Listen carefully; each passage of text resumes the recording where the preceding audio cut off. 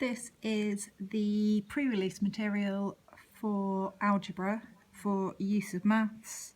The code is USE1 and the exam is on the 22nd of May. We've got a first double page spread on graphical representations. Some of them are immediately obvious what they are, others not so much. So if we look at our first one, we've got this shape starting at 0, 0. So we're looking at an equation that is y equals a square root of x. Now, if we wanted to turn this into a straight line, then the graph that we would need to plot would be, it would go through the origin, and we would have y on the normal y-axis and the square root of x on the x-axis, and it would have a gradient of a. Looking at the second one, we've got time and we have the number of bacteria, so it's an exponential curve. So we end up with y equals a e k x.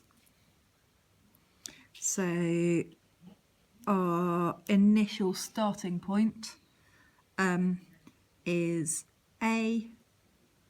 There is a possibility that this could have a plus c on the end as well. If we wanted to turn this into a straight line, what we'd end up doing is ln y equals ln a e kx. So we can then split this side, so we end up with ln y equals ln a plus ln e kx. Ln and e will cancel because they're inverse operations, which would leave us with ln y equals ln a plus kx. So if we were to plot that on a straight line graph, then we've got ln y, so that's the equivalent of our y, so that's ln y. Then we've got x, which will go on our x-axis.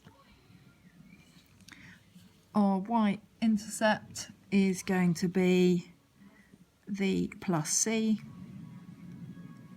and the k is going to be equivalent to the m on a normal y equals mx plus c graph. So, and we've got a gradient that is k. This means that by finding the gradient and the intercept, you can get a graph or an equation for ln y in terms of x, but in order to get to your original equation, the k is still the gradient, but ln a, you would have to use e to get a, so a would end up as e to the power of the intercept. and that one is going to stay as our gradient.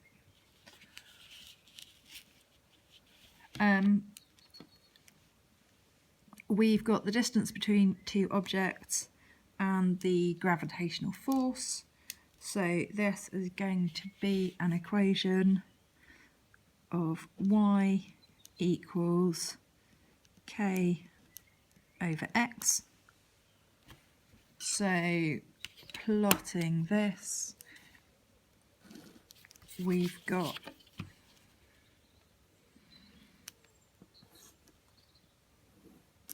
y on our y-axis, and then we can separate k over x into k times 1 over x. So that means we can plot 1 over x on our x-axis,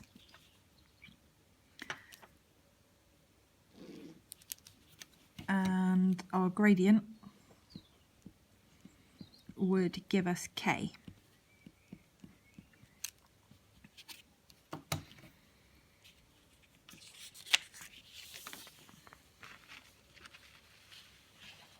Okay, so this is half of a quadratic curve, and we can see it goes through the origin. So this would be a graph of y equals ax squared.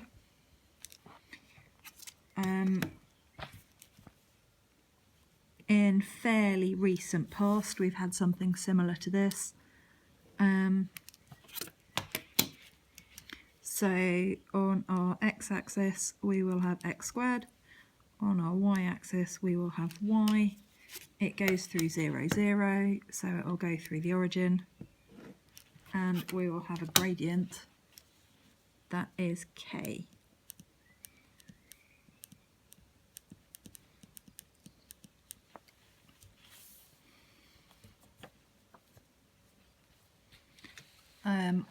For E, it is a simple y equals mx plus c graph.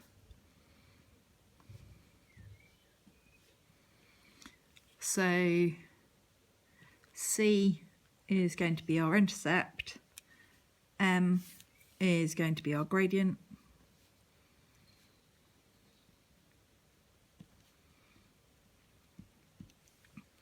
so the units of our gradient would be in pounds per mile, and it would tell you that for each additional mile how much additional cost there would be.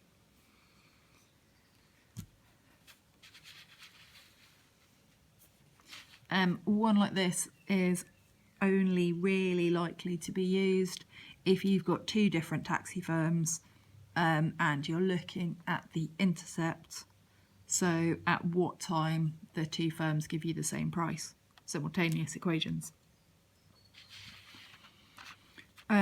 So sound intensity and decibels.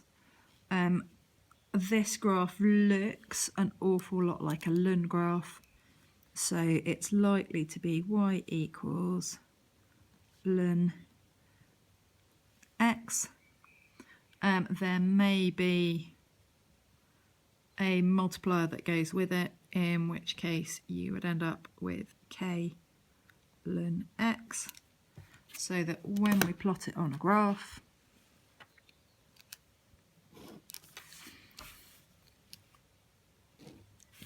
we've got ln x on our x-axis, y on our y-axis, and it will then give us a straight line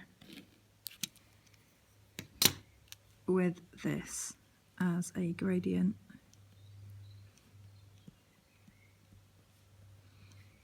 of k.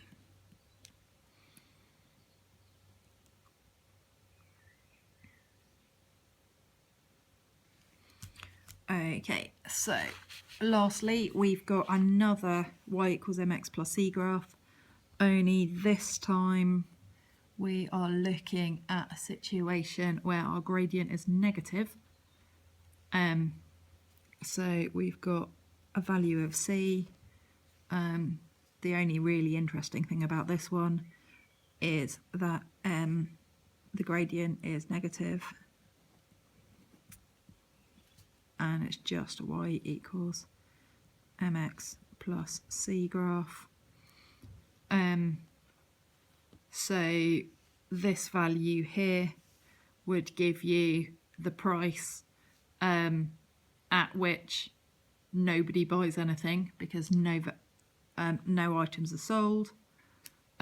If you've got this point here at your intercept, that is going to tell you the price.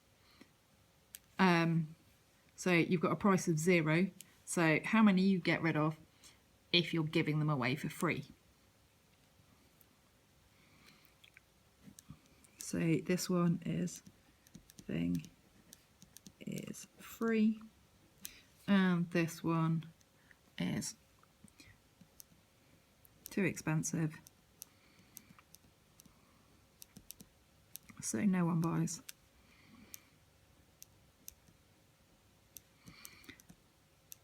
It's probably also worth looking at what your gradient is in a lot of these situations, your units of the gradient and what it tells you. Okay, so sine waves. Fairly obviously, this is going to be a trig question with sine. So, things that we need to know. We know that our horizontal axis is t and is measured in seconds. We know that our y-axis is decibels. We also know that the amplitude is A, also measured in decibels, and the frequency is F and is measured in hertz. Now this is a musical frequency. It's not the same as the frequency that we use in the normal trig equation. We're given some information about different notes and their frequency. And from that, we've got to figure out some information. So, they are trying to unconfuse you with this information here. So this information here tells us what omega is, and this is our angular frequency. So this one is our angular frequency, and it is different to our frequency, which is F. These are two kind of subtly different things. What we would expect normally, okay, that doesn't blind it too much. So normally we would have an equation that was y equals a sine brackets omega x plus phi.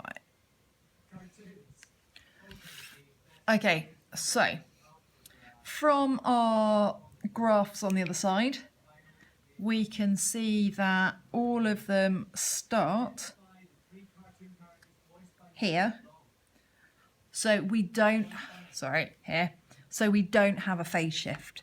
This means we can get rid of this part of the equation. The plus c would tell us how far it had been moved up.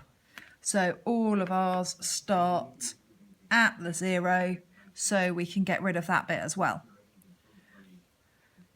Other things that we need to deal with. We've got y equals a sine omega x. Our normal sine equation is y equals a sine omega x plus gamma plus c. if we look at the equations or the graphs that we've got, they are all of this form. So they start at 0. So our phase shift here is 0. So we can get rid of that bit, which just leaves us with the plus c on the end. This plus c tells us how far it's been moved up. Now, if you look at all of our equations, they're starting at 0. So we can get rid of this because this is 0 as well. So omega, this is our angular frequency.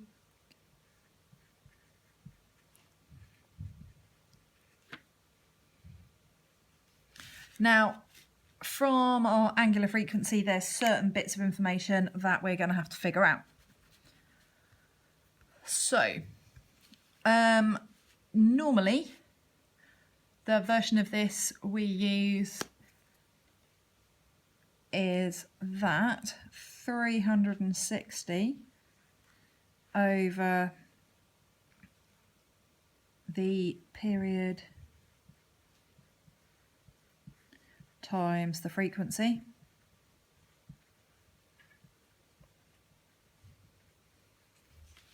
So this angular frequency, these two things are the same.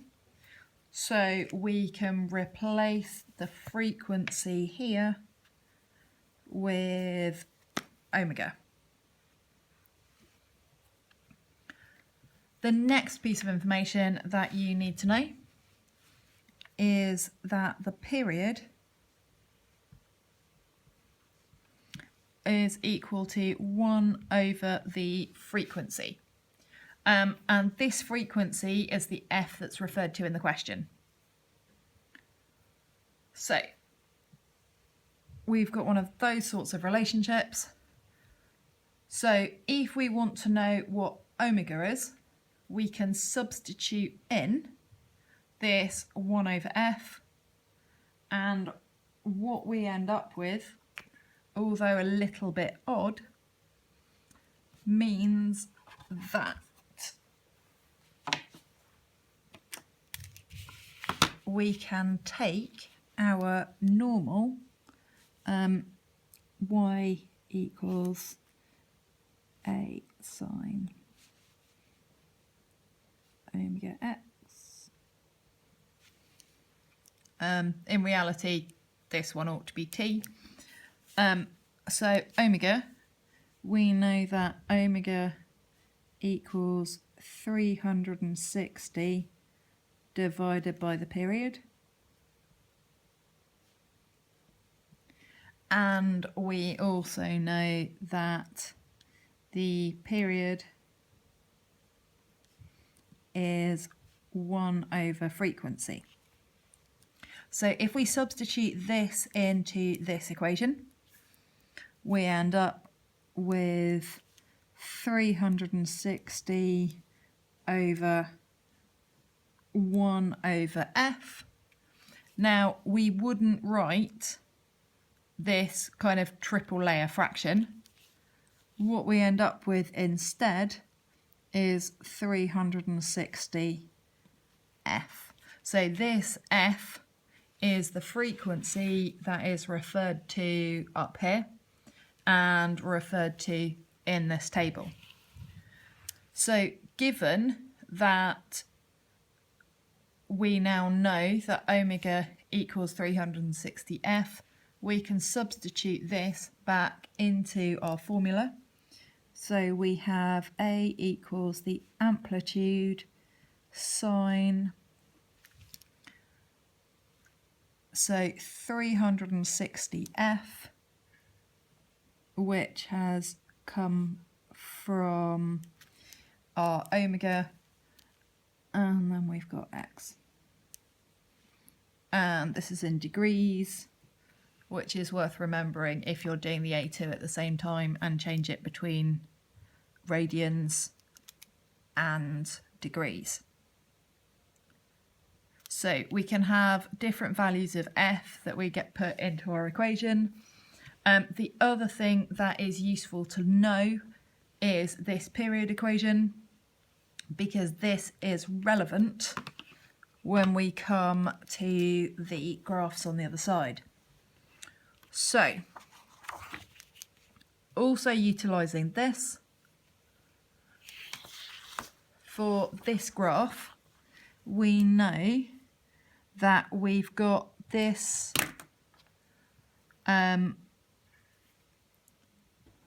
value here.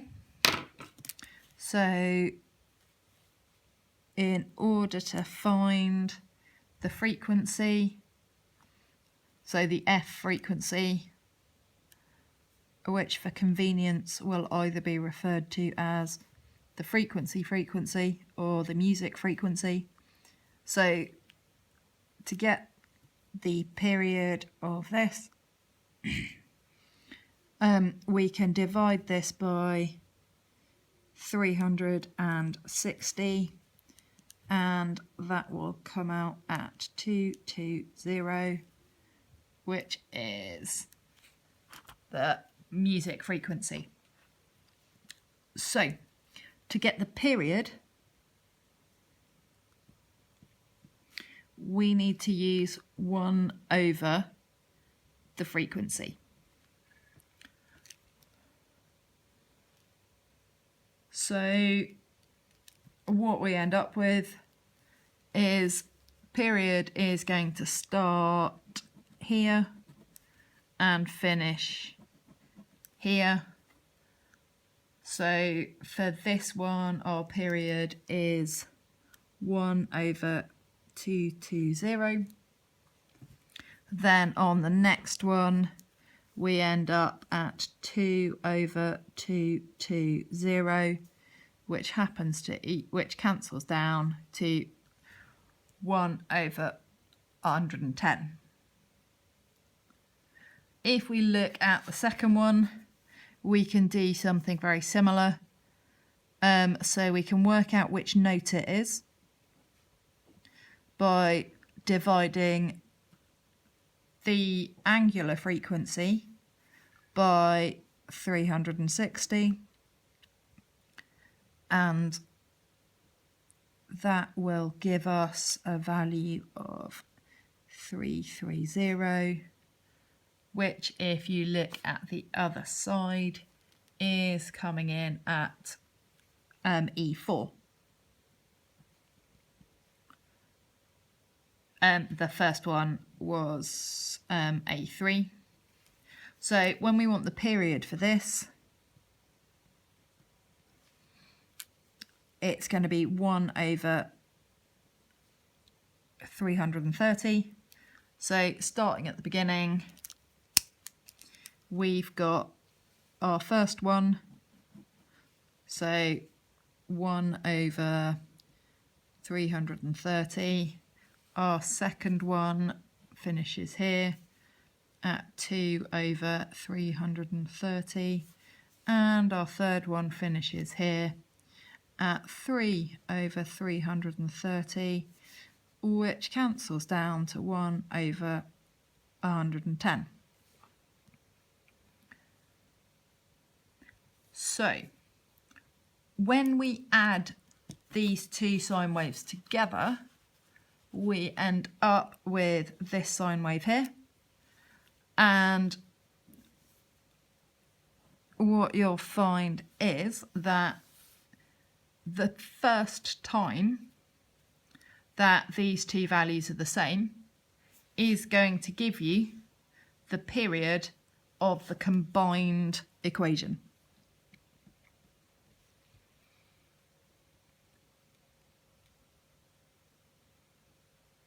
So your lowest common multiple for the period is going to give you the period of your resultant equation. So that is the lowest common multiple of 1 over 220 and 1 over 330. So that gives you your lowest common multiple at 110.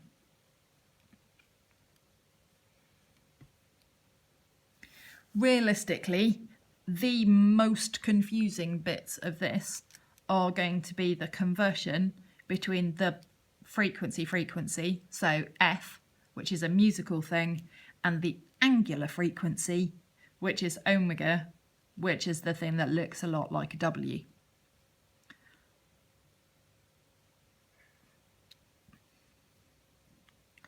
Hopefully, we can take that information and combine it into something that looks a little bit like this. So we've got our value of A, which is the amplitude measured in decibels. We've got the frequency, which is measured in hertz. We've got our time in seconds, and our value of Y, which measures our loudness in decibels. Okay, so our section on profit. We've got what looks instinctively like a negative parabola.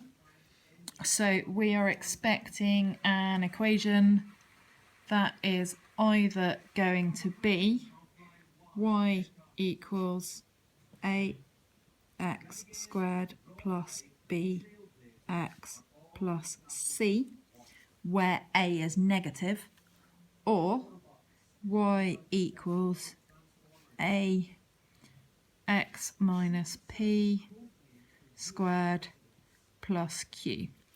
So we've got two different forms. The first form that we've got is the more traditional one that you'll have seen at GCSE, and the second one is a lot more useful from a use of maths point of view. So the second one, we've got a couple of points on this graph that are likely to be important. So if we find out our maximum, so our maximum is going to be here. Realistically, on a calculator, you've got G self max once you've got an equation. So this value here is P, and that is the unit price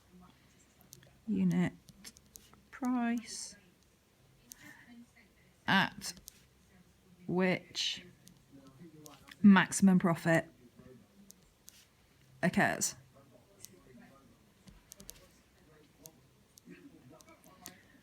And this value here is Q, and that is our maximum profit.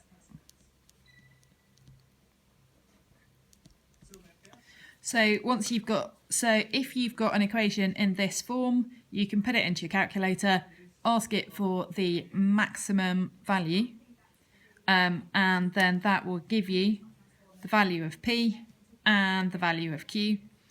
Now, this value of A is the same in both cases. The third possible way of having this equation is going to be y equals a x minus s x minus r, and these are the two roots of our equation. So this one here is s, this one here is r, and these are our break-even points. So these are the values at which you don't lose any money, but you don't actually make a profit either. So it's when your profit is zero. So those give you the two roots of your equation, which could go into here. And again, we're expecting our value of A to be negative, and it will be the same as it was for any of the other versions. So, bits of information that we're told. We've got this value down here. So that is our unit price.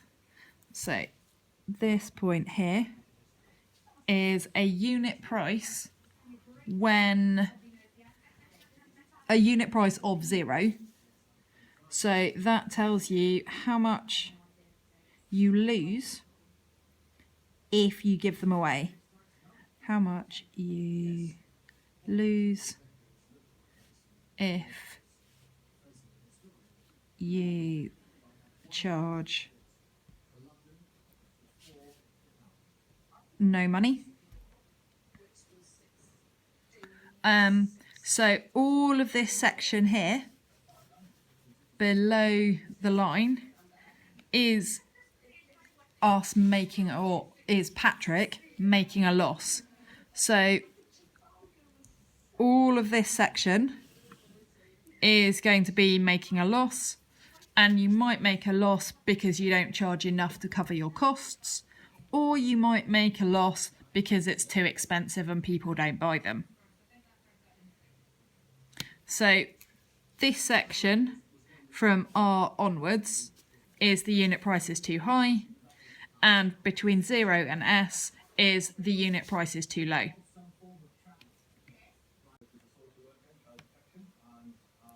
So this is the last section. It's called steel beams, and the most obvious thing about it is that there is a hell of a lot of words. However, there is certain bits that we can take out of it that should hopefully make it a little bit more simple. So we have got Y that is here, and we are told that this is the maximum deflection measured downwards. Now this is a variable.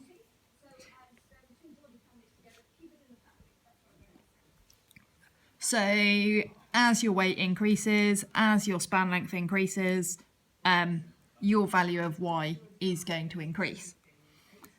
We are also given some other information. We know our span length, which is L, and this can change. So this is also a variable. So these are the two letters that, if they ask you to form an equation, can stay as letters. Everything else is a constant. So everything else you can find a number for.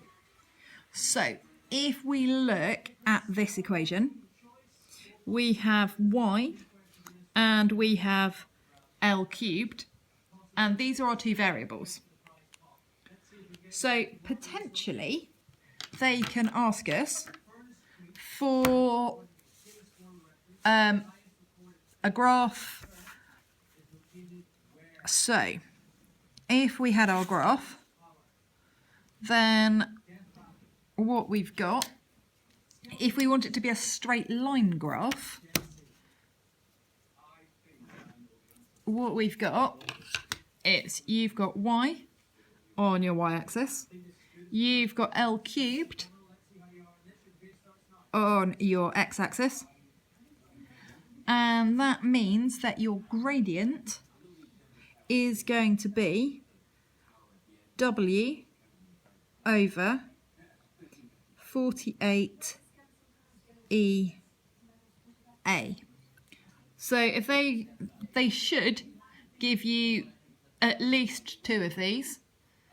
If they give you all three, then you're going to be dealing with Y and L cubed. If they only give you the points and you've got to calculate the gradient, then you've got to then rearrange it. So if we know that the gradient is going to equal 48 EA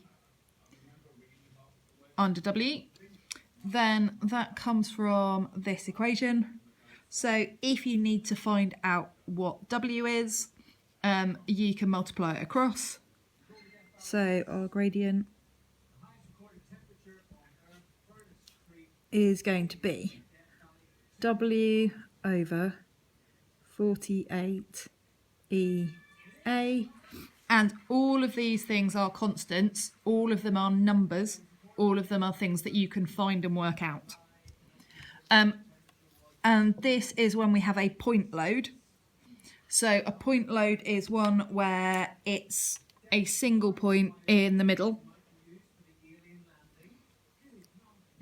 The other option is something where you've got your weight spread out right the way across. So that's referred to as normally distributed. It's still going to be W. We've still got our same span length of L. However, in this case, we end up with this equation here.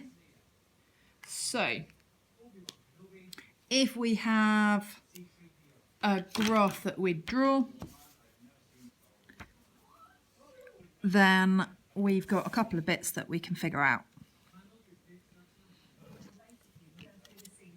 So we've got y on our y-axis, we've got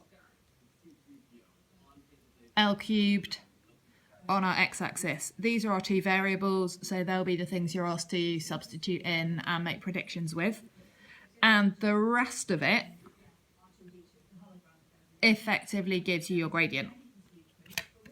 So we don't have a plus c, so it's going to start at the origin. So our gradient is going to be, well, we've got this one as our variable, we've got this one as our variable. So our gradient is going to be 5W over 384 EA.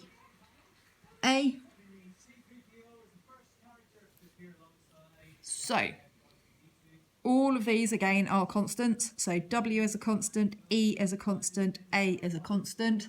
And if something is a constant, it is a number that will be given to you or that you have to calculate. It's not a thing that you will be predicting.